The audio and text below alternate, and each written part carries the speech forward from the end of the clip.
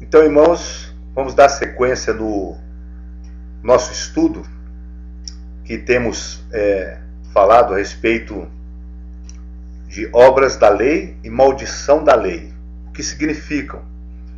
Então, esse é o terceiro estudo, que é a sequência de estudo dentro dessa palavra, por ser uma palavra, por ser algo muito, um pouco assim, meio complexo. Então, a gente tem que levar isso um pouco mais à frente, para que possamos estar ligando os pontos, né? E eu terminei o segundo vídeo, né, lendo a respeito de Gálatas, capítulo 3, versículo 5, quando Paulo, ele, né, diz para os irmãos a respeito de que eles haviam recebido, né, o Espírito era pela pregação da fé e não pelas obras da lei. Né, isso devido ao fato, né, que aconteceu, né, e que Paulo desenvolve o assunto e desenvolve a palavra com respeito à igreja dos Gálatas, com a questão do legalismo que se instalou, né, que de certa forma fluiu ali naquele momento diante de uma situação. Então, por que Paulo fez essa pergunta, né? Aquele que, pois que vos dá o Espírito, ele faz isso pelas obras da lei ou pela pregação da fé? Bom, por quê? Porque naquele momento que Paulo estava querendo fortificar e deixar bem claro é que quando Jesus disse que era o caminho, que é o caminho, a verdade e a vida, é por quê? Porque Jesus era a própria expressão dos mandamentos de Deus, ou seja, os mandamentos feitos em carne. Então, ele era a lei de Deus vivente, né? Então, quando se trata da pregação da fé, o que era a pregação da fé? A pregação da fé era a obediência à palavra de Deus. Então, Jesus, ele obedeceu toda a palavra de Deus, ele obedeceu toda a lei de Deus. Então, quando se fala pregação da fé, não significa apenas uma emissão de palavras no ar, mas estava falando do estilo de vida, da autoridade. É que quando eles receberam o Espírito, eles receberam por alguém que viveu, por alguém que andou naquilo que Deus tinha determinado e que não falhou em nenhum momento da sua vida nos caminhos do Senhor. Então aqui nós temos esse dilema, né, como foi falado, das instruções orais, ou seja, do legalismo, né, de ouvir a palavra com fidelidade e da fidelidade ao ouvir a palavra de Deus. Então lá em Lucas, né, um certo momento lá, Jesus ele disse, né, que a mãe, que os irmãos dele eram aqueles que ouvem a palavra de Deus e que a executam. Então aqui o que Jesus estava dizendo, né, não era que a sua família era aqueles que ouvem a palavra de Deus, aqueles que a praticam. E aí nós podemos entender, né, que quais foram as palavras do povo de Israel quando Deus levou aquele povo ao Monte Sinai E ali naquele monte ele entregou a sua lei ao povo através de Moisés. E naquele momento, o que aquele povo disse diante de Deus? Eles disseram assim: ó, tudo que Deus nos disse, nós faremos. Então aí nós podemos ver que o povo tinha intenção, mas vamos entender lá e ver mais claramente que eles não fizeram. Não é? Eles não fizeram. Então tudo que Deus nos disse, assim nós escutaremos e assim faremos. Então quer dizer, é o mesmo que Jesus disse, com a diferença de que Jesus executou tudo que ele recebeu do Pai. Então, ele diz que os que ouvem as minhas palavras e as praticam, verdadeiramente são meus discípulos. Né? Então, ou seja, tem que ouvir e colocar em prática. Esse é o procedimento que Deus tem trazido na nossa vida. Esse é a pregação da fé. É ouvir e praticar. Né? Então, o apóstolo Paulo, lá no livro de Romanos, ele fala, né, porque os que apenas ouvem a lei, eles não são justos diante de Deus, não seriam justificados diante de Deus. Mas os que praticam a lei hão de ser justificados. Então é uma palavra muito importante. Por quê? Porque esse conceito de fé ele é muito, muitas vezes ele é manejado, porque cada um tem um ponto de vista a respeito dessa questão. Então é como se fosse algo subjetivo, né? Lá vemos que Abraão creu em Deus, em Gálatas, né? E o que aconteceu? Isso lhe foi imputado como justiça. Então, a fé na vida do cristão como algo subjetivo não produz nenhum fruto, não produz nenhuma obra, né? Mas nós vamos entender que diante da palavra de Deus, né, que diante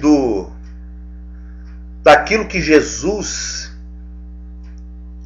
fez, daquilo que Jesus viveu, daquilo que ele executou, então Paulo aqui ele testifica acerca dessa fé genuína. E o próprio apóstolo Tiago, ele também amplia, mas lá no seu livro, dizendo que a fé sem obras ela é morta. Né? Então o que Paulo enfatiza aqui é que os que são da fé, e aí como nós já sabemos o que significa fé, que é fidelidade à verdade, então os que são da fé são aqueles que praticam, né? Que vivem a palavra de Deus. Então, nesse conceito, o que significa os da fé? São os da fidelidade. E aí, o que nós vemos na Escritura, o que a palavra diz acerca de Abraão, lá em Gênesis, capítulo 18, para vermos qual foi a fé de Abraão. Né? Então vamos ler lá em Gênesis capítulo 18, versículo 19. Então aqui está escrito assim: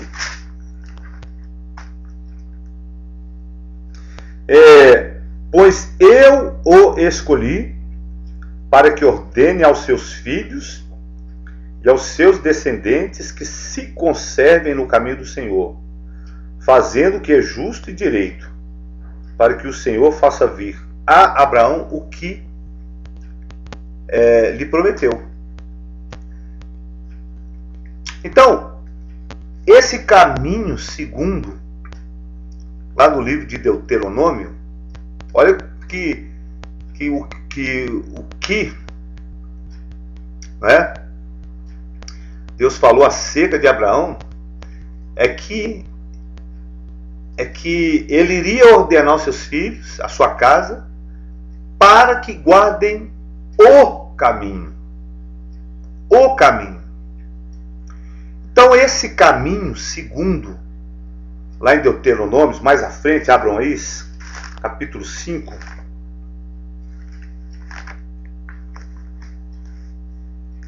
Então esse caminho, ele é o caminho que mais à frente, quando Jesus veio, ele testificou, o próprio Jesus testificou: eu sou o caminho. E nós observamos aqui na palavra que Deus fala com Abraão a respeito do o caminho. Então aqui, em Deuteronômio, capítulo 5, versículo 31 e 32, está escrito assim, ó: você ficará aqui comigo e lhe anunciará toda a lei, isto é, os decretos e as ordenanças que você lhes ensinará e que eles deverão cumprir na terra que eu dou a eles como propriedade. Por isso, tenham cuidado de fazer tudo como o Senhor, o seu Deus, lhes ordenou. Não se desviem nem para a direita, nem para a esquerda. Andem sempre pelo caminho que o Senhor, o seu Deus, lhes ordenou, para que tenham vida. Tudo lhes vá bem e os seus dias se prolonguem na terra da qual tomarão posse. Então, qual que é o caminho que Deus está falando? Era a sua lei. Então, o que é que Abraão tinha que ensinar para os seus filhos? Que eles guardassem o caminho, que é a lei, que eram as instruções. O caminho é justamente o que veio ensinar Jesus. E ele mesmo, o caminho. Então, ele disse: eu sou o caminho, a verdade e a vida. Então, o Senhor prometeu que ele multiplicaria a descendência de Abraão como as estrelas do céu, e que ele daria a esta descendência todas aquelas terras, né? E que, por meio dessa descendência, todas as nações da terra seriam abençoadas. Então, o próprio Deus testificou que Abraão ouviu a voz dele e guardou os preceitos, os estatutos e as leis. Então é aqui que está, né, o motivo que Deus prometeu isso a Abraão. Então, aí às vezes nós podemos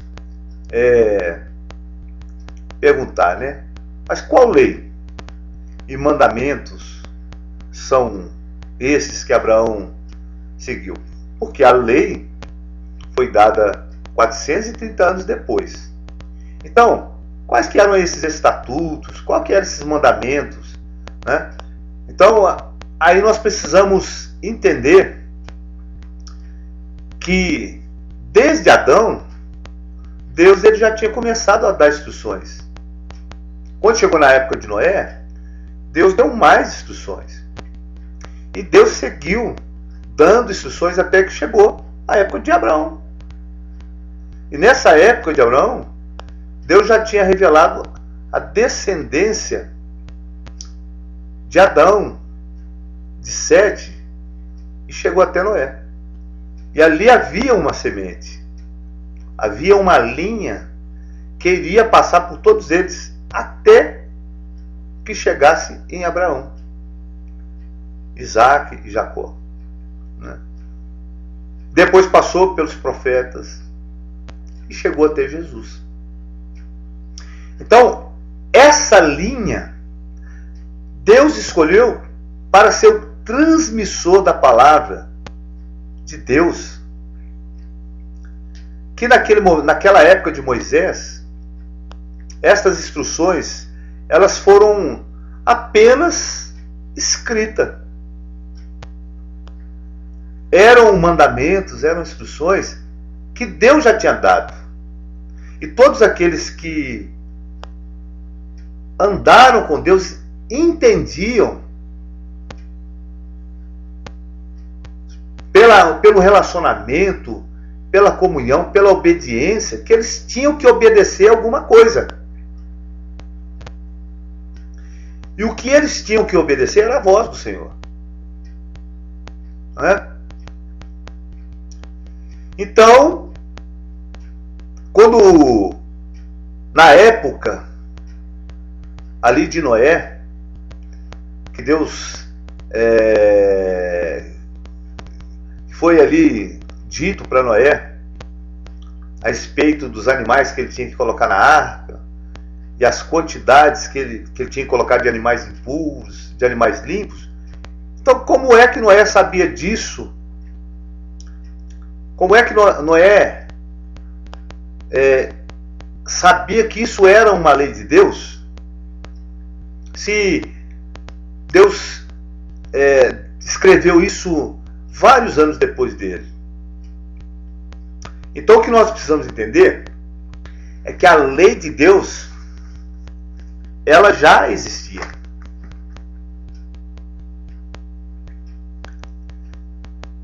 E quando chegou na época de Noé, de Moisés ali no Monte Sinai, então Deus simplesmente homologou. Deus simplesmente ele colocou tudo aquilo que já existia e que muitos andaram e entenderam, ele colocou por escrito. Porque quando chegou na época de Abraão, Abraão já conhecia essas leis. Então por que foi que Deus abençoou a Abraão? Porque Deus o escolheu e disse que haveria de abençoar sua descendência. Porque Abraão ouviu e praticou. Então assim também, que como Jesus ele fortificou essa palavra, que se nós ouvirmos e fazermos, então nós não temos nenhuma diferença com Abraão. A igreja que pratica, que ouve, que pratica, ela não tem diferença nenhuma. Por isso que Paulo enfatiza essa palavra aos Gálatas, que os que são de Cristo são descendentes de Abraão. Porque, de certa forma, Abraão era uma figura de Cristo. Porque Jesus, ele ouviu e praticou. Então, se nós estamos fazendo o mesmo, então também estamos nesta mesma linha dos que ouvem e praticam. Agora, se uma pessoa ouve e não pratica, e aí ela vive uma religião, então esta pessoa, por mais que ela siga uma liturgia, siga uma linha dogmática de culto, mas ela não é semente de Abraão. Ela não é filho. Porque o que é que foi que Abraão fez? Abraão, ele deixou a sua terra, ele deixou a sua parentela, ele deixou tudo e seguiu a voz do Senhor.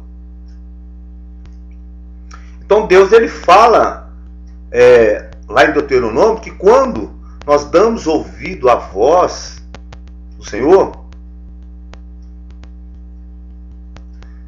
e nós não cumprimos todos os seus mandamentos, todos os seus estatutos que ele ordena, então viria muitas maldições e alcançaria essa pessoa. Então, aí nós voltamos lá nós voltamos lá no argumento de Paulo. Então, como é possível que Paulo esteja dizendo que se a pessoa que trata de guardar a lei de Deus, essa pessoa terá maldição? Não tem cabimento isso. Veja bem, irmãos, eu estou explicando aqui o argumento da palavra. Não estou dizendo que nós temos que guardar a lei. Até porque nós guardamos essa lei. Mas como eu já expliquei, nós guardamos essa lei em Cristo. Ela agora foi escrita no nosso coração. Mas eu estou explicando ali a situação de Paulo para que nós possamos entender as questões bíblicas que Paulo estava trazendo e tratando com a igreja naquele tempo, mas que também serve para nós. Porque, por exemplo, a lei, esta lei que antes era escrita em tábuas, ela agora foi escrita em nosso coração. Mas aí ela diz assim: não adulterarás. Mas se eu adultero, então eu não estou quebrando a lei de Deus que foi dada a Moisés, e que quando Jesus veio, ele praticou, ele cumpriu toda essa lei, não adulterando, e que ele escreveu essa lei no meu coração quando eu recebi, e aí eu faço isso. Eu não estou quebrando a lei de Deus? É a mesma lei, com a diferença que agora eu faço isso em Cristo. Eu não faço isso mais pela minha força. Eu não sou forçado, eu obedeço porque eu amo a Deus. E então, eu entendo que essa lei agora de Deus, ela foi escrita no meu coração, e eu não preciso mais, não sou levado mais à força a obedecer. Mas por causa da minha ligação com Jesus,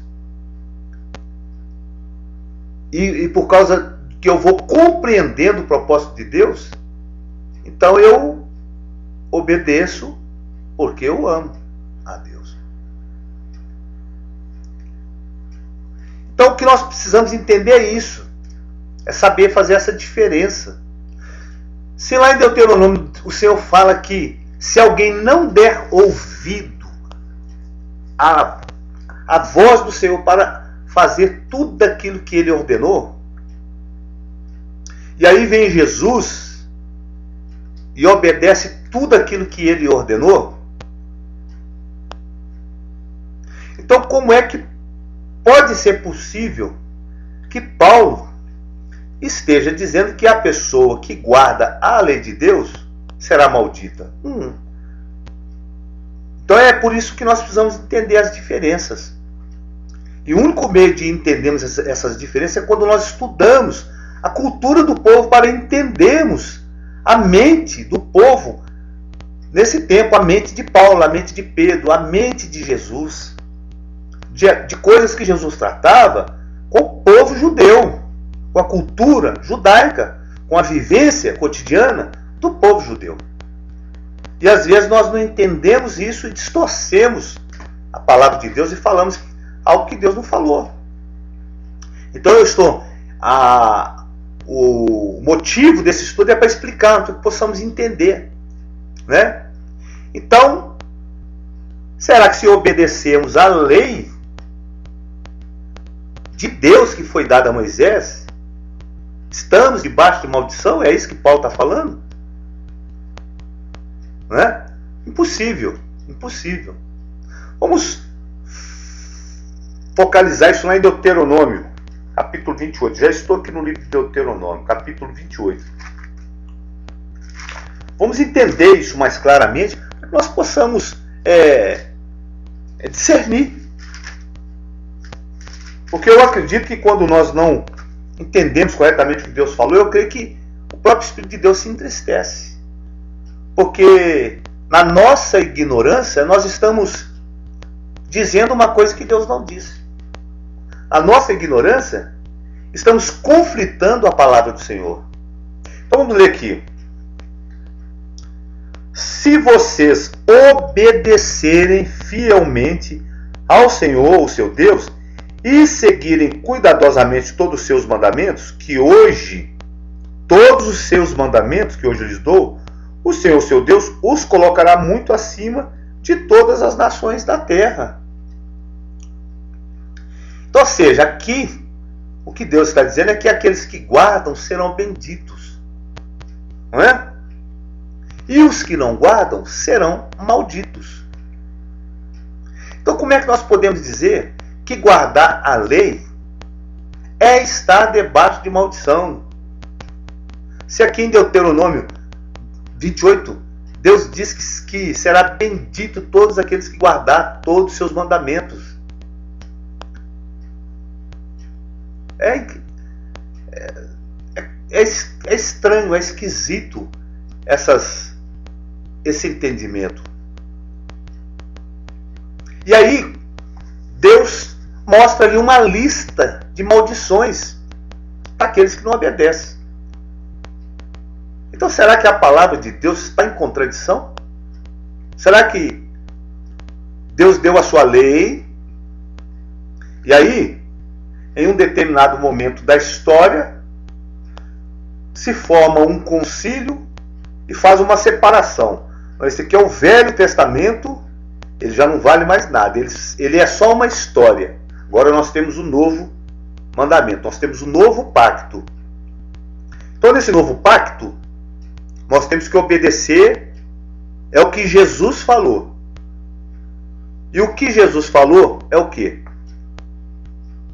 O que Jesus falou foi tudo que está escrito aqui na lei e nos profetas. Por isso que Jesus falou que até que o céu passe, nem um jota nem um tio cairá da lei.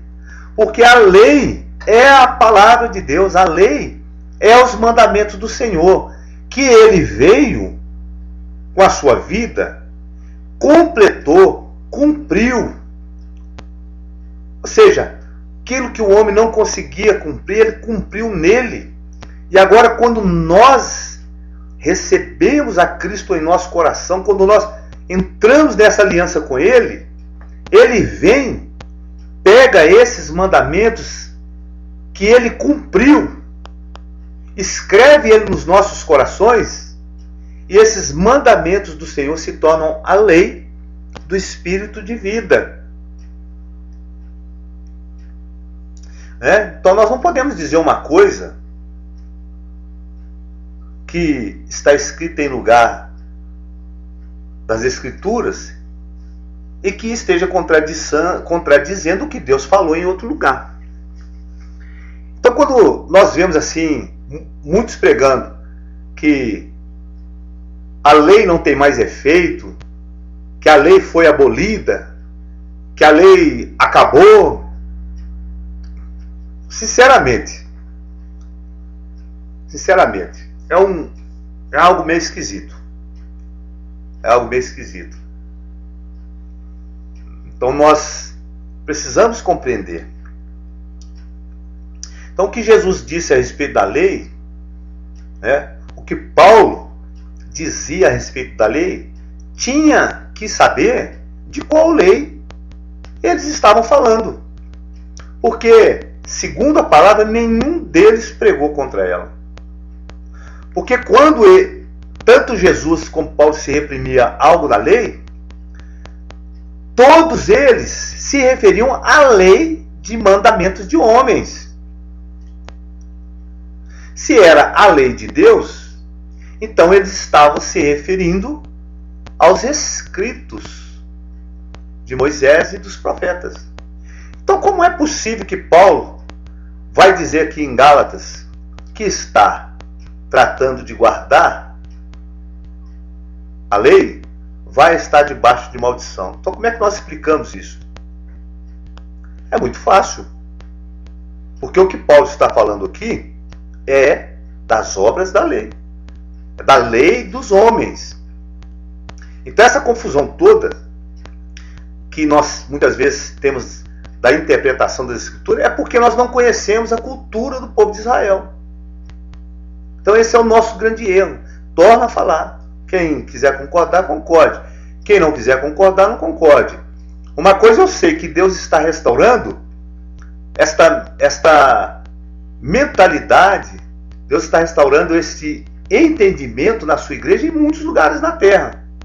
Em que um determinado momento a igreja ela se desvinculou das suas raízes, enquanto a palavra fala que nós, gentios, nós fomos enxertados. Nós fomos enxertados no povo de Israel. Então agora nós temos que ser judeus, nós temos que ser israelitas, nós temos que fazer... Não é nada disso. Né? Então, se nós não conhecemos estas coisas, automaticamente nós vamos pensar que Paulo ou que Jesus está se referindo à lei de Deus. A lei que foi dada a Moisés. E aí, Paulo e Jesus está contradizendo a lei de Moisés. O próprio Jesus, que é o Deus onisciente, que deu essa lei ao povo lá, o próprio Deus está contradizendo a si mesmo. Muito estranho isso, né? Então, se a lei de Deus foi abolida, se ela foi abolida, aí eu entro nessa pergunta agora, para aqueles que afirmam que a lei de Deus foi abolida. Então por que mentir? Por que matar? E por que roubar? Ainda são pecados. Se a lei de Deus foi mudada, então a definição de pecado também tinha que ser mudada. Ou se a lei de Deus tivesse perdido algum valor, então o pecado também tinha que ser desaparecido. Porque o que é pecado? O que é pecado, irmãos? Pecado é o quê? Vamos ler lá em 1 João 3, 4, para que possamos ter uma definição. Então por que ainda tem pecado? Se a lei foi abolida, então mentir, matar, roubar, essas coisas não deveriam ser consideradas como pecado.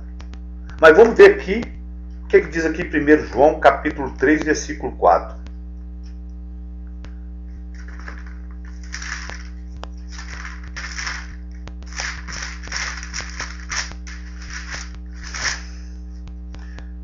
João 3, 4. Então, veja bem o que a palavra está dizendo. Eu estou aqui em João. Eu estou aqui no Novo Testamento. Como se diz, né? Todo aquele que pratica o pecado transgride a lei. Não é? De fato, o pecado é a transgressão da lei. Então, veja o que João está dizendo aqui, irmãos. Então, Jesus, ele veio cumprir a lei, porque isso era impossível ao homem. Então, a lei ela não foi anulada, mas ela serve apenas para mostrar que o homem é o quê? Pecador. E que esse homem pecador não tem poder para salvá-lo. E aí Jesus, por meio da sua vida santa, por meio da sua morte, ele cumpriu todos os itens da lei, a fim de que todos os que crescem nele pudessem participar das bênçãos do pacto com Abraão. Então, quando Paulo fala a respeito da lei do Espírito da vida, o que é a lei do Espírito da vida? É andarmos na palavra. O que é a lei do pecado? É andarmos na nossa vontade. Então, qual que vai ser o resultado de andarmos na nossa vontade? Vai ser morte. Porque a fé de Abraão é que ele andou na lei de Deus. E qual que foi a fé de Jesus? É que ele andou na lei de Deus. E qual que é a nossa fé? É que nós devemos andar na lei de Deus. E o que é e esse andar na lei de Deus, agora nós fazemos ele por meio da pessoa de Jesus. Quer dizer então que eu tenho que guardar o sábado? Quer dizer então que eu tenho que... Irmãos, veja bem, isso é um problema muito sério no meio da igreja. É lógico que nós precisamos discernir o que é heresia, o que é algo que o homem traz e quer colocar na igreja,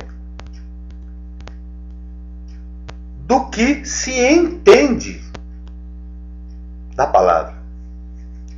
Então nós temos alguns irmãos que guardam o sábado. Ele está na lei. Nós temos alguns irmãos que não comem carne de porco. Ele está guardando a lei. Irmão, se ele está fazendo isso e crê em Jesus, ele está fazendo para quem? Se ele está guardando o sábado, ou não quer comer carne de porco, para quem que ele está fazendo isso? Ele está fazendo isso para Jesus. Por quê? Porque Jesus instituiu o sábado. Para os judeus? Mas se alguém quer guardar para Deus, ele está fazendo isso para Deus. Se ele não quer comer carne de porco, ele não está comendo para Deus. Se o outro quer comer carne de porco, ele está comendo para quem? Para Deus. Se ele não quer guardar o sábado, ele não está guardando para quem? Para Deus, porque Jesus é o Senhor do sábado. E aí, em um dado momento, Paulo, ele vem dizendo que se não fizer essas coisas, vocês estão debaixo da maldição. Que se guardar a lei, vocês estão debaixo da maldição. E aí, então como que nós podemos entender isso? Então, a menos que se entenda o que são obras da lei, a menos que se entenda o que é esta terminologia, obras da lei, e que era uma oposição no tempo de Jesus, e que é o que está escrito, e que Jesus enfrentou, que Paulo enfrentou, esse é algo que é um término jurídico que é usado entre os rabinos para se referir a essa tradição oral, que era o que Jesus enfrentou e o que Paulo enfrentou. E aí, se uma pessoa naquele tempo dependia dessas tradições como meio de salvação, então não se aproveitaria nada. Ou seja, tudo que Jesus ensinava, não teria proveito na vida da pessoa. Ou a pessoa seguiu os ensinamentos dos rabinos, fariseus, escribas, saduceus, ou a pessoa seguiu os ensinamentos de Jesus. É por isso que Paulo fala que todos aqueles, pois, que são das obras da lei, estão debaixo da maldição. E aí, se nós não entendemos essa cultura do povo, nós vamos entender que as obras da lei que Paulo está falando aqui se refere à lei de Moisés. É esse que é o grande equívoco. Porque Paulo fala assim: Maldito todo aquele que não permanecer em todas as coisas que estão escritas no livro da lei para fazê-las. E aí, de qual lei ele está falando? Da lei de Deus.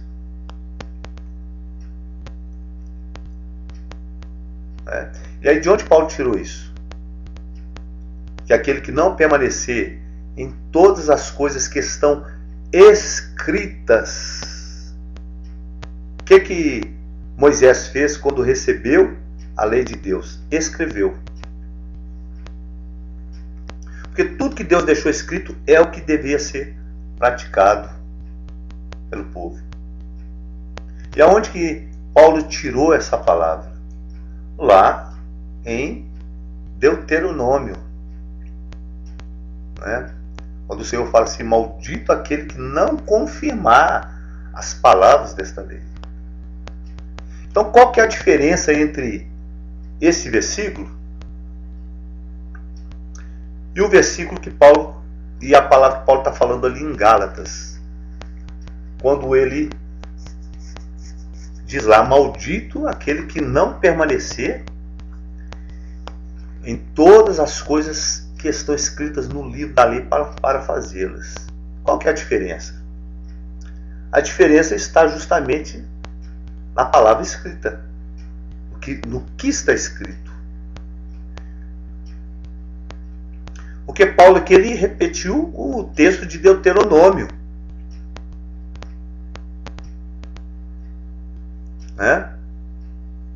E Paulo colocou a questão assim: escrito está. Porque Paulo queria fazer dar ênfase nessa diferença.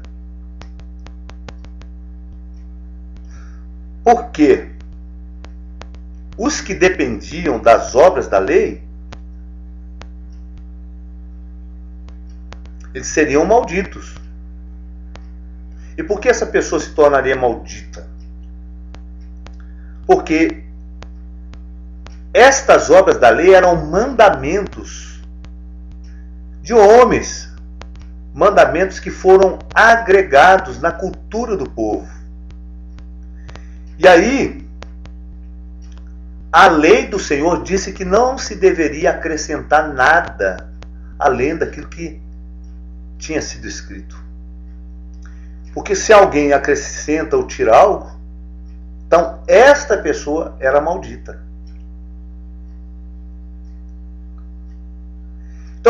Então, o que depende das obras da lei, ou seja, os que dependem das interpretações humanas, são os que acrescentam e os que tiram da lei do Senhor. Esses sim é que estariam debaixo da maldição. Porque a lei do Senhor diz que era maldito aquele que não confirmasse o que ele tinha deixado escrito. Então, nós podemos ver aqui que Deus ele deixou bem específico que é grave alterar as Escrituras. E aqui é justamente o oposto, o que muitas vezes se diz nas pregações. Que por não entender esse conceito, diz que o que guarda a lei de Deus é maldito. E aí nós precisamos entender que a verdade é o oposto. Maldito é o que muda o que está escrito. Maldito é o que não guarda os mandamentos de Deus. Certo? Então, aí, vamos ler aqui em Gálatas capítulo 3, versículo 11, para irmos dando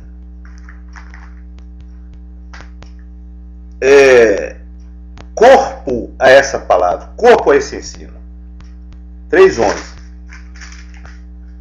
Veja bem o que Paulo está dizendo aqui.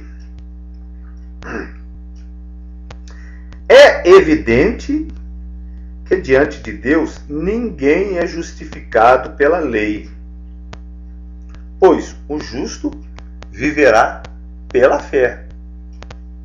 Entenderam bem? Então, de qual lei Paulo está falando quando ele diz que pela lei ninguém será justificado diante de Deus. A lei aqui era a lei oral, lei de tradições. Por essa lei ninguém poderia ser justificado diante de Deus. Por quê? Porque essa lei era o sistema de justificação dos homens. Era o sistema em que Paulo falava sobre as invenções humanas.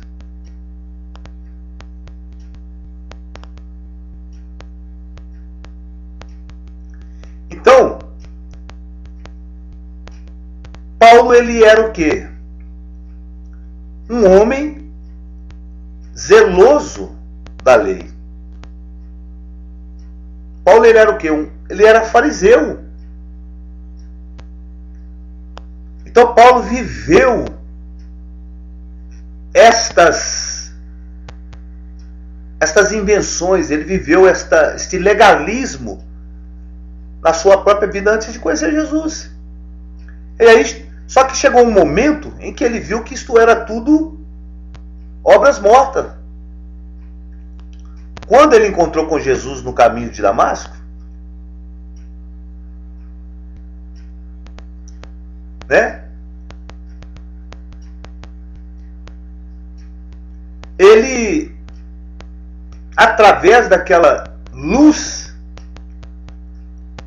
Paulo, ele entendeu que este legalismo, que toda esta lei de homens não era o que Deus na verdade queria dos seus seguidores. Então, quer dizer, houve um momento na vida de Jesus que ele disse aos seus discípulos que se a justiça deles não excedesse em muita dos escribas e fariseus, eles não iriam entrar no reino de Deus. E Jesus disse isso a quem? A judeus que sabiam do que ele estava falando. Os discípulos sabiam do que Jesus estava falando. Então Jesus estava fazendo uma varredura naquilo que estava escrito e naquilo que havia sido deturpado pelos escribas, pelos fariseus, que era lei de homens. E aí, quando Paulo fala que pela lei ninguém será justificado diante de Deus, ele acrescenta que o justo viverá da fé. Então, qual que é a fé? Qual que é a fé dos herdeiros? Qual que é a fé dos descendentes de Abraão? Todos que estão em Cristo são descendentes de Abraão. A fé de Abraão é que ele ouviu as instruções de Deus e praticou. Então, o que nós temos de diferente agora? Nós temos que os que andavam, os que estavam no sistema de tábuas de pedra, que era impossível ao homem cumprir por causa da sua natureza pecaminosa, agora cumprimos através de Jesus. Mas o que é que nós cumprimos nele? É a mesma lei que foi dada a eles no passado. E por que Paulo disse isto, que o justo viverá da fé? Porque lá em Abacuque, capítulo 2, versículo 4, diz que o justo pela fé viverá. Então vemos aqui, de novo, que a palavra fé, que é fidelidade à verdade, é fidelidade ao que está escrito, né? E que Abacuque, ele somente citou, repetiu, movido pelo Espírito, é claro, em um tempo mais adiante, o que Moisés já tinha dito. Né? Moisés falou: fazei estas coisas e viverás. E Abacuque ele disse isso por quê? Porque Abacuque sabia, né, que viriam os babilônios e haveria de conquistar o povo. Então Deus disse a Abacuque para que Abacuque não ficasse preocupado. Porque Deus já tinha um plano para derrubar o reino de Nabucodonosor. Mas aí ele fortaleceu Abacuque com essa palavra, dizendo: justo viverá pela fé. Ou seja, Deus estava dizendo ao profeta Abacuque que, Abacuque, se você confia, se você se manter fiel à minha palavra, você vai viver. Porque foi isso que aconteceu com Abraão. E aí quando Paulo fala que a lei não é da fé, mas o homem que fizer estas coisas por elas viverá.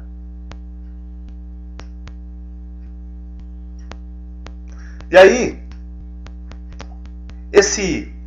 a lei não é da fé, como que será possível então que a lei, que os mandamentos, que as instruções não é da fé? Será que essa lei que Paulo fala que não é da fé é a lei do Senhor? Então a gente precisa ter entendimento desses absurdos. Como que a lei de Deus não é da fé? Porque se nós já lemos agora, se nós já falamos agora, se é enfatizado que o justo viverá da fé, e aqui nós vamos e vemos que se interpreta que a lei não é da fé, como é que nós vamos entender isso? Então, se nós ficarmos entendendo o sistema teológico, é um absurdo. É um absurdo. Porque Paulo ele disse em Romanos que a fé é pelo ouvir. E o ouvir é pela palavra de Deus. Então a fé, ela vem ouvindo a palavra de Deus. E aí o que é a palavra de Deus que Paulo se referia em seu tempo? A lei e os profetas. Porque é claro que nesse tempo não existia o que nós chamamos de Novo Testamento. Então como é que vamos dizer que a lei não é da fé? Será que Paulo, por acaso, ele era um esquizofrênico espiritualmente? Será que Paulo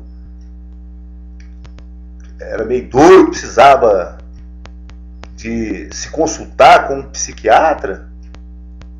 Não, nada disso. É porque Paulo não estava falando da lei do Senhor. A lei que não era da fé, a lei que não era fiel, era a lei oral, era as obras da lei, era a lei legalista, era a lei dos homens. Essa não era da fé. Então aqui, se nós vamos entender a Paulo, então teríamos que dizer a ele que ele se colocasse de acordo, né? Que Paulo pudesse se referir a qual lei ele estava dizendo. Que em cada um dos casos que Paulo falasse de lei, ele explicasse. Mas a culpa aqui não é de Paulo, não.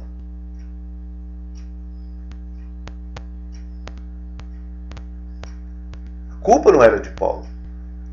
Porque ele se referia a situações do seu tempo.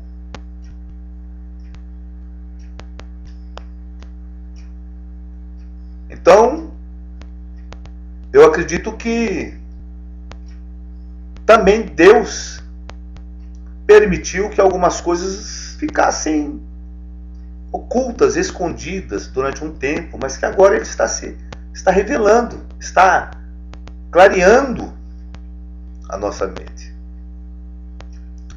Então a lei que Paulo estava se referindo era a lei de homens.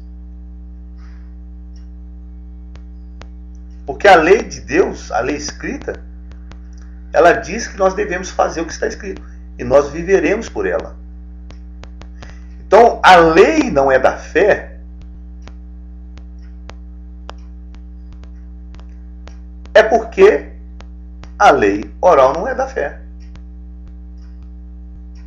Porque a lei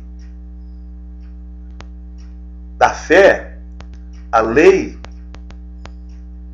escrita, a lei de Deus, diz o contrário. Diz que aquele que fizer o que está escrito viverá por ela.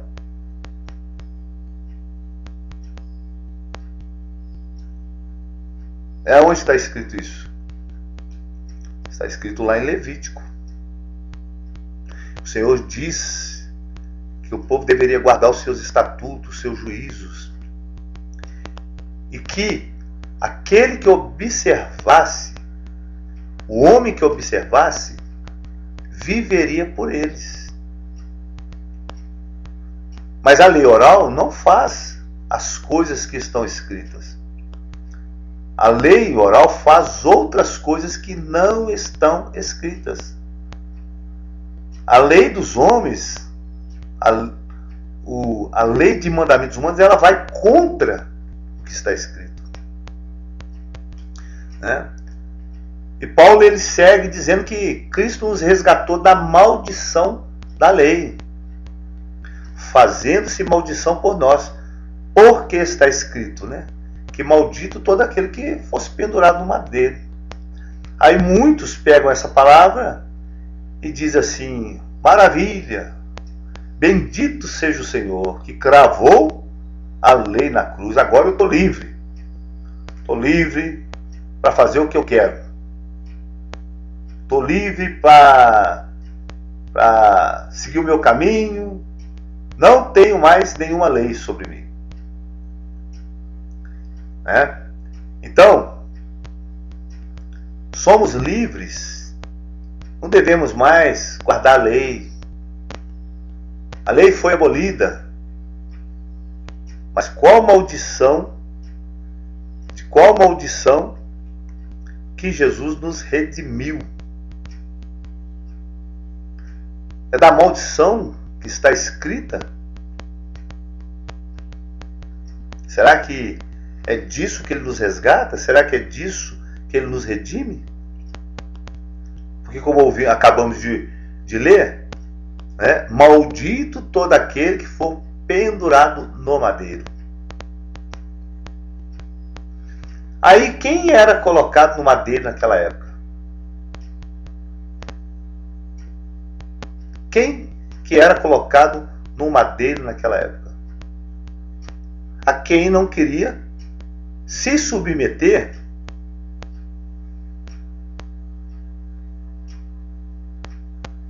ao quê? E ali era colocado para que todo mundo lhe visse. Mas quem era colocado no madeiro?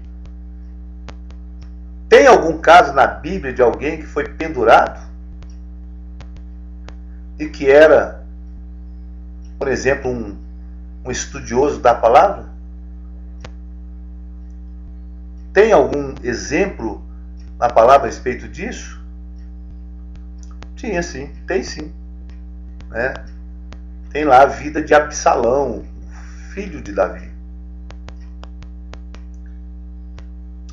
E Absalão ele se revela ante seu pai, e aí Absalão vai e se enche o quê? De arrogância. Veja bem, ele se enche de arrogância.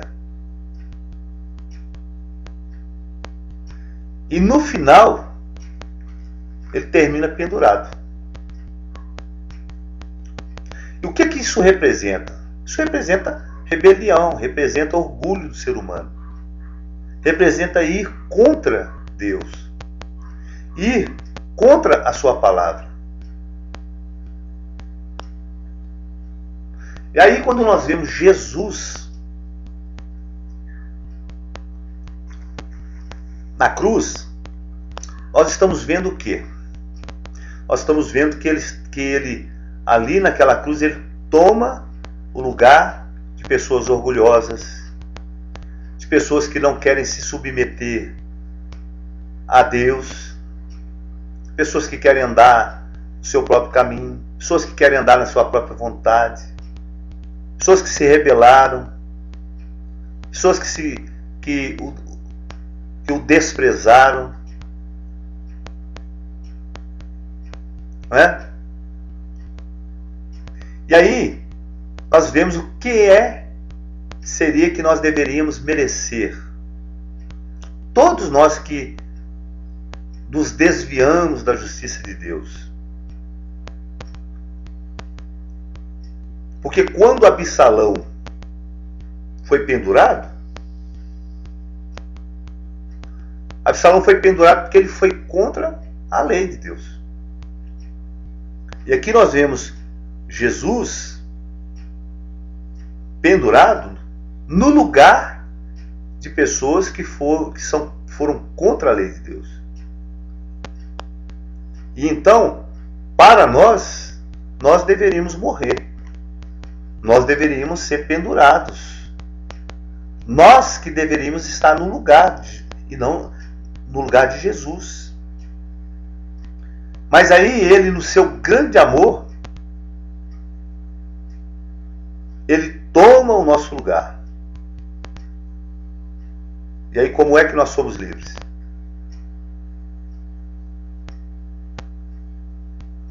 Porque lá em João fala que aquele que comete pecado, ele é servo do pecado. E já entendemos o que é pecado. Pecado é transgredir a lei. Então pecado é andar sem lei. É o que nós falamos lá no princípio. É anomia. É iniquidade. É estar sem lei. É andar sem mandamento. É andar nas nossas próprias regras. No que nós pensamos. O que nós achamos que é bom ou que é mal para nós. E aí uma pessoa que não guarda os mandamentos, ela está cometendo pecado. E aí, esta pessoa é escrava do pecado. E aí como que ela pode ser livre? Como que ela vai se libertar disso? Jesus falou, e conhecereis a verdade vos libertará. Né? E o que é a verdade? Santifica-os na verdade. A tua palavra é a verdade. E onde é que Jesus tirou essas palavras? Está escrito lá em Salmos. A tua justiça é uma justiça eterna. A tua lei é a verdade. A tua palavra é a verdade desde o princípio. E cada um dos seus juízos dura para sempre. Então, aqui a palavra que o salmista fala, ele está dizendo que dura para sempre. E o que é que iria durar? Até chegar ao sistema religioso. A lei do Senhor que nos dá liberdade? Por quê? Porque Tiago ele fala que nós devemos falar e nós devemos proceder. Como devendo ser julgados pela lei da liberdade. E Paulo, ele fala que a bênção de Abraão, que deveria chegar aos gentios por meio de Jesus, e que por meio da fé nós deveríamos receber a promessa do Espírito. E aí nós voltamos e precisamos entender de qual maldição Jesus nos redimiu.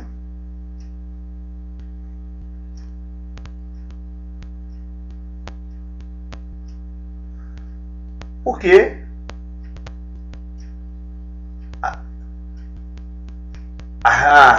este redimir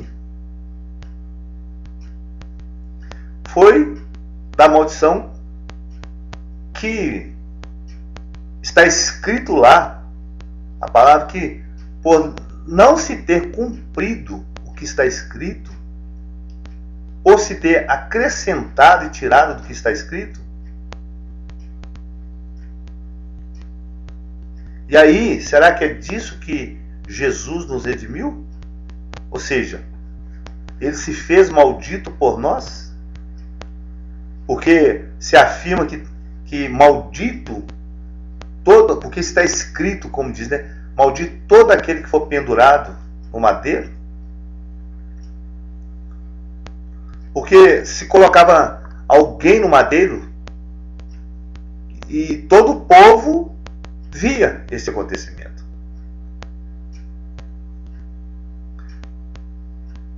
Porque todo que ia para o madeiro, todo que era pendurado,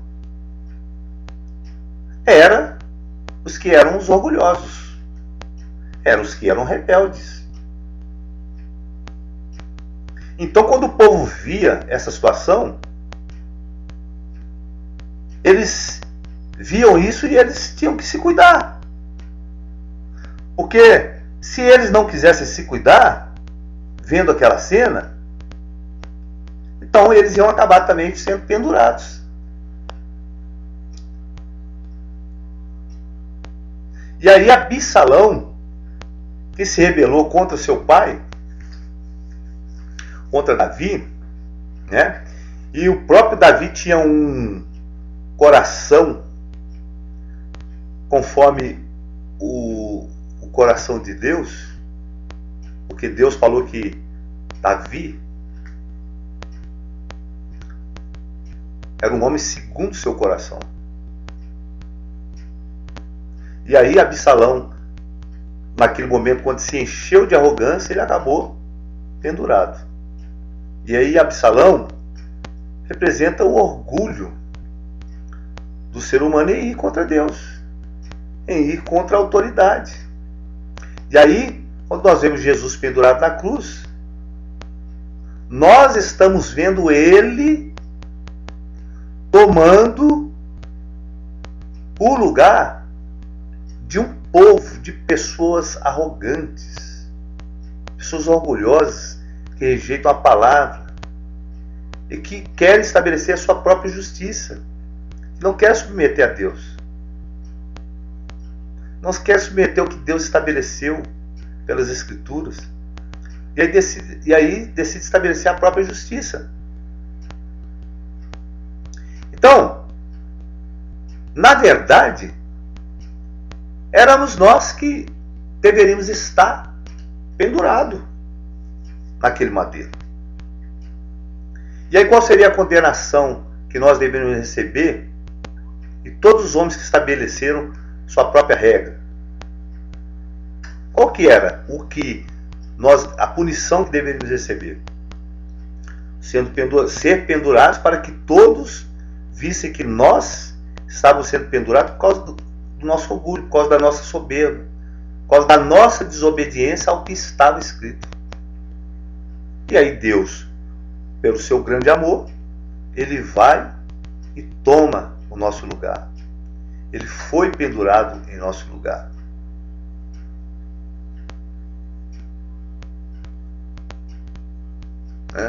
Porque Paulo ele fala que as promessas foram feitas a Abraão e a sua descendência. Ele não diz as descendências. Ele diz a sua descendência. Então, ele não estava falando de muitas pessoas, mas estava falando de uma só. E essa descendência era quem? Ele estava se referindo a quem? Estava se referindo a Jesus.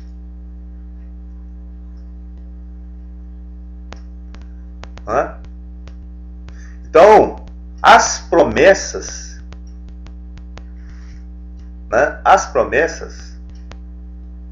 que foram feitas a Abraão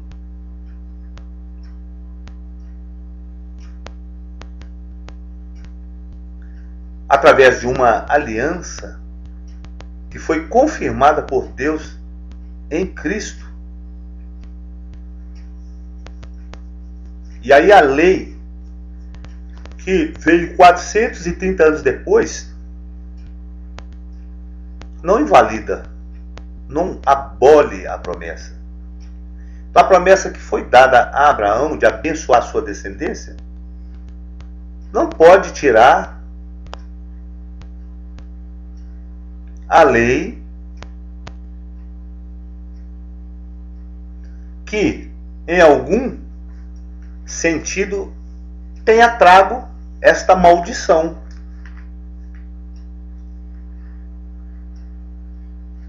Porque a lei do Senhor, que foi escrita, dada, ou escrita 430 anos depois, ela trouxe, por um acaso, maldição ao povo?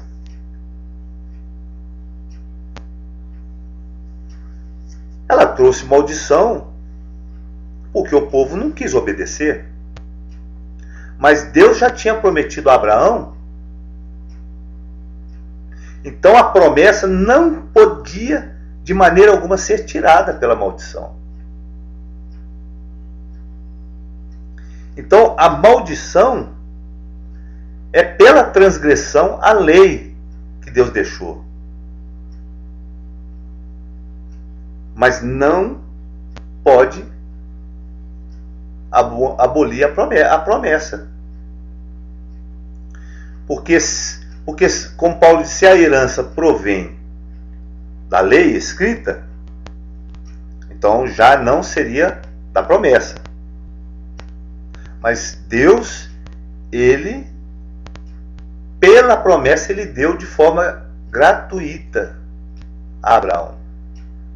E aí, para que serve a lei? Se a lei traz somente maldição, e se a lei não serve para nos trazer a promessa que foi dada a Abraão, então para que serve a lei? E aí Paulo ele explica isso. Porque ele fala assim: qual era então o propósito da lei? Foi acrescentada por causa das transgressões, até que viesse o descendente a quem se referia a promessa, e foi promulgada por meio de anjos, pela mão de um mediador. Então, para o que foi dada a lei? Para que todos reconhecessem que pecaram contra ela, né? Para que se tivesse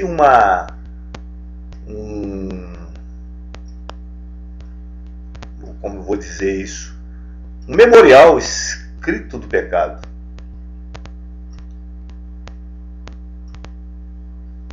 E aí, Deus deixando a sua lei escrita, o homem ainda foi capaz de fazer um outro sistema de crença. Então, o que seria se não tivesse nada escrito? Se Deus deixando a sua lei escrita, e ali ele diz que quem acrescentasse ou diminuísse seria maldito, se havendo isto, os homens vêm e fazem um outro escrito, uma outra lei, aí o que seria se Deus não tivesse deixado nada escrito? Ia ser um desastre. Então a promessa que Deus fez a Abraão, e que depois de muitos anos Deus dá a sua lei, de forma nenhuma pode invalidar. Porque a lei escrita que Deus deu ficou como um testemunho. E testemunho de quê? Testemunho de que todos pecaram. Ou seja, para que o homem pudesse ser arguido da sua condição diante de Deus, ou seja, que ele pudesse enxergar na lei a sua situação de vida.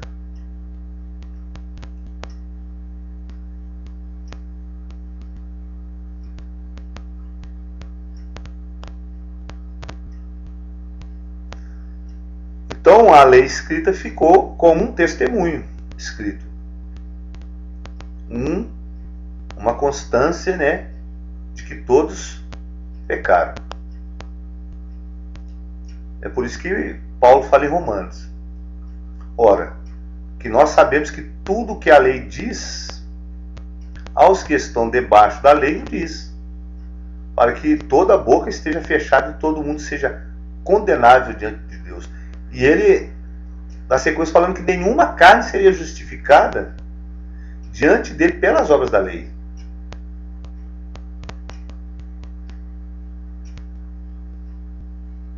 Então, a lei escrita é para quê? Para que toda a boca esteja calada. E todos estejam debaixo do juízo eterno. Porque todos transgredimos a lei de Deus. Todos invalidaram a lei de Deus. Todos distorceram a lei de Deus. E aí, as Escrituras encerrou tudo, dizendo que todo aquele que acrescentasse ou diminuísse, e que não confirmasse o que estava escrito, o que Deus tinha deixado, era maldito. Então, como todos fizeram isto? Então, o que fica é regressar à fé de Jesus, que foi perfeita. Porque ele cumpriu toda a lei de Deus.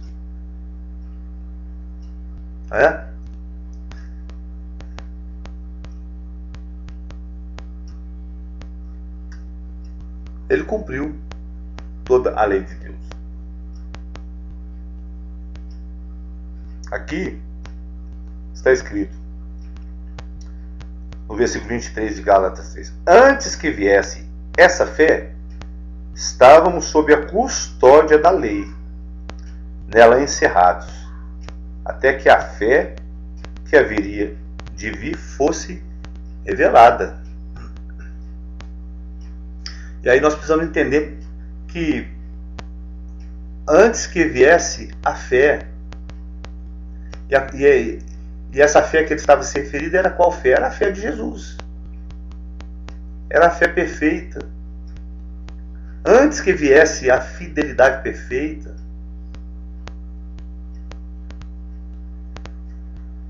a palavra escrita, nós estávamos confinados debaixo da lei. E confinados debaixo de qual lei? Do sistema legalista, das demandas que os líderes, né, de Israel naquele tempo tinham adulterado, tinham alterado. E aí Paulo ele fala que a lei nos serviu de aio para nos conduzir a Cristo, para que pela fé fôssemos justificados. Aí, qual lei é que nós estávamos confinados? Nós estávamos aprisionados até que chegasse a fé do Senhor. Qual é essa lei que nós estávamos aprisionados? Era a lei dos homens. Porque ele mesmo fala: conhecereis a verdade vos libertará. Então antes nós estávamos naquilo que nós éramos ensinados pelos nossos pais, nossos avós, nossos tataravós. Eram leis de homens, eram tradições humanas. E aqui, 25, ele fala assim: Agora, porém, tendo chegado à fé, já não estamos mais sob o controle do tutor. Que também em algumas traduções é a palavra aio.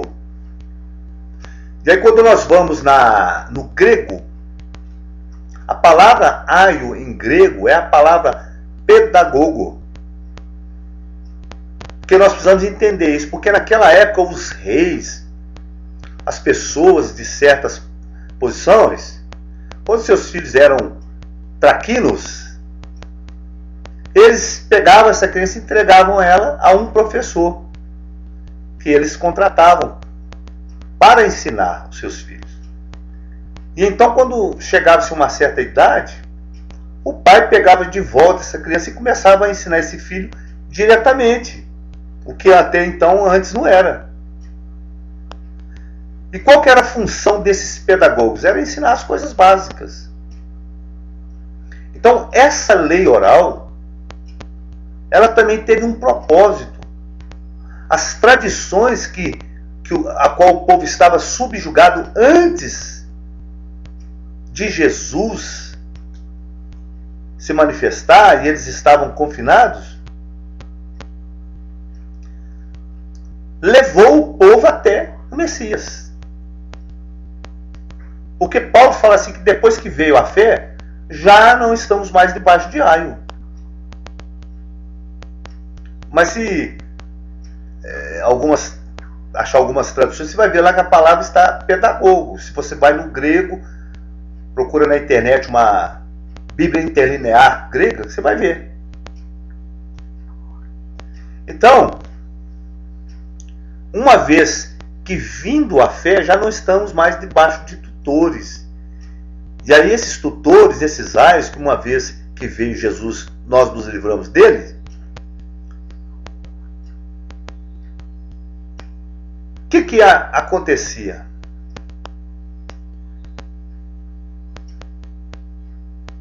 O que ocorria?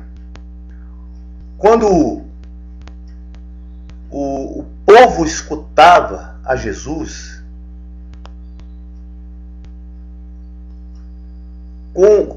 quando o povo ouvia a sua palavra, qual que era a reação? A palavra fala que as pessoas se maravilhavam, porque ele ensinava como alguém que tem autoridade. Não era como os escribas, como os fariseus, como os aios, como os pedagogos, porque o método de ensino de Jesus era diferente. E aí se cria uma confusão e uma interpretação equivocada, porque as pessoas pensam que aqui está se falando da lei do Senhor, e que o Messias veio e nos livrou da lei do Senhor.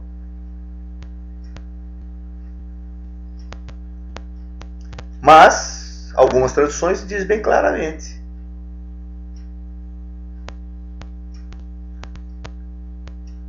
de maneira que a lei nos serviu de guia para nos conduzir a Cristo, para que pela fé fôssemos justificados. Então, irmão, é importante você saber que a lei que nos serviu de guia não é a lei de Deus.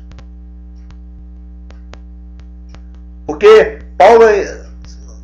Paulo dá sequência, fala assim: porém, uma vez vindo a fé, não estamos debaixo de tutores. Algumas outras traduções dizem administradores.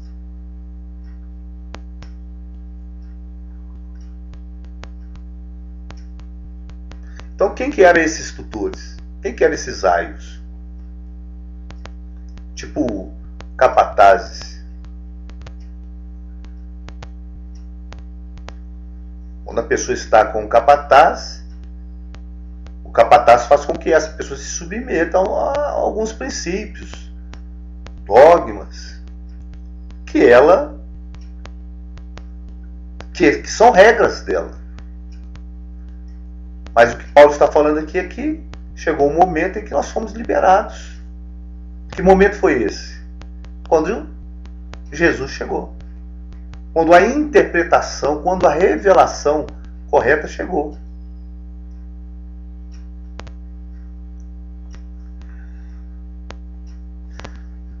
vocês são filhos de Deus mediante a fé em Cristo Jesus. Pois os que em Cristo foram batizados, de Cristo se revestiram. De Cristo se revestiram. E sabemos muito bem que batizado aqui tem a ver com conversão. Ou seja, todos que tenham sido convertidos por meio de Jesus. Né? E aí ele continua aqui.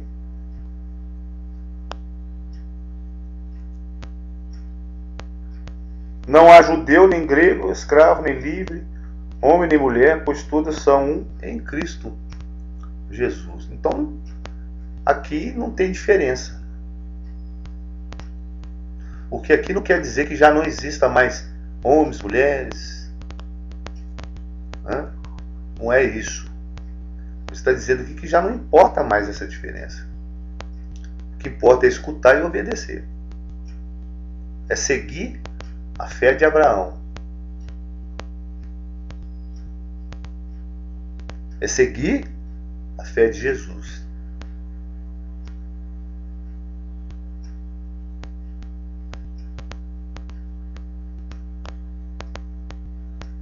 E aí surgiu esse problema que temos hoje no mundo, no meio evangélico, né? As pessoas chegam perto de você e falam assim: de qual religião vocês são? De qual igreja vocês são? E então nós precisamos entender que essa fé que nos torna descendentes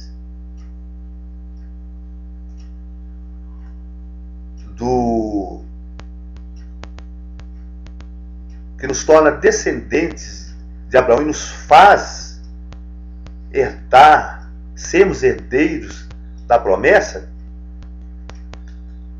Aí nós precisamos entrar naquela palavra que Jesus ele fala, porque se nós somos descendentes de Abraão, Abraão aguardava uma promessa superior.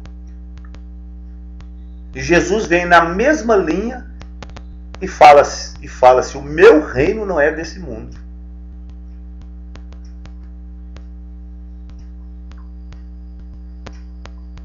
O meu reino não é desse mundo. E aí Jesus, ele vem dar a sua vida e para santificar o povo com seu próprio sangue. O que acontece?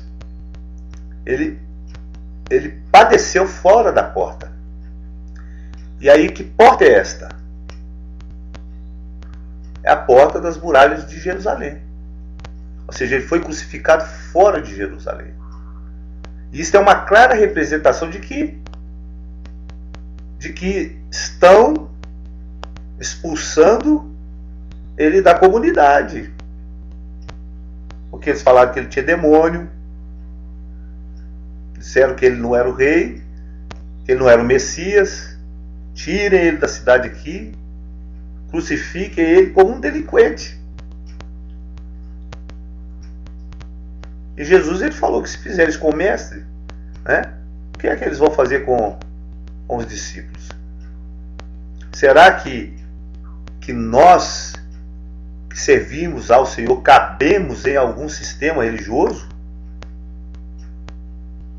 Irmãos, vivemos um momento difícil.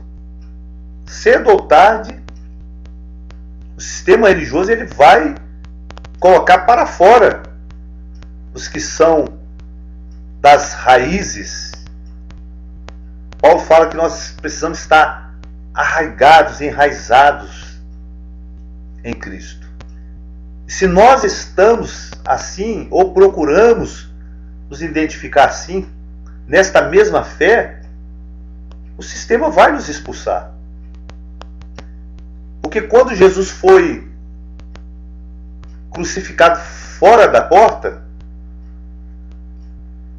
Paulo fala lá em Hebreus que nós devemos sair também fora do arraial e levar o seu vitupério. E aí nós vamos entender o que aconteceu com os profetas por anunciar a palavra de Deus. O que estava escrito, eles foram mortos. Por quem? Pelas tradições, pelos dogmas, pelas doutrinas humanas, pelas obras da lei. Então, nós não temos aqui nada permanente. E aí nós precisamos entender que a questão de denominação é um problema. A questão de servirmos a Deus, a questão de andarmos a Deus tem que estar na mesma linha que Jesus trouxe para nós, que é de estarmos esperando o que Ele nos prometeu. E aí,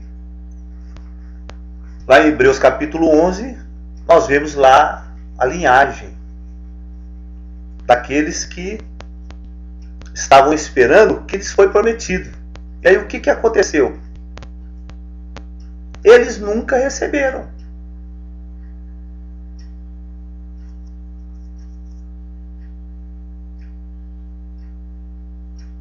Eles não receberam.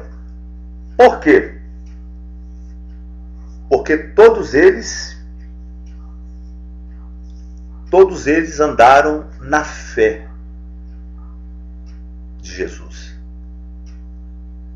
Todos eles identificaram nesta descendência.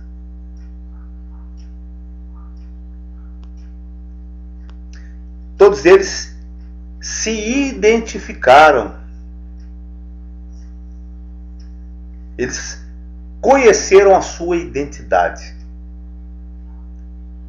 E sabiam que aquele que viria para redimir, como ele mesmo disse na sua palavra, e eu torno a repetir, ele disse: o meu reino não é deste mundo. Então todos esses não receberam, porque eles aguardam, eles esperam. Amém? Então eu vou fechar o vídeo aqui. Depois nós vamos dar sequência falando a respeito desta descendência. Aí nós vamos dar continuidade, vamos entender o que significa essa palavra descendência. Eu creio que nós vamos ampliando mais o nosso entendimento dentro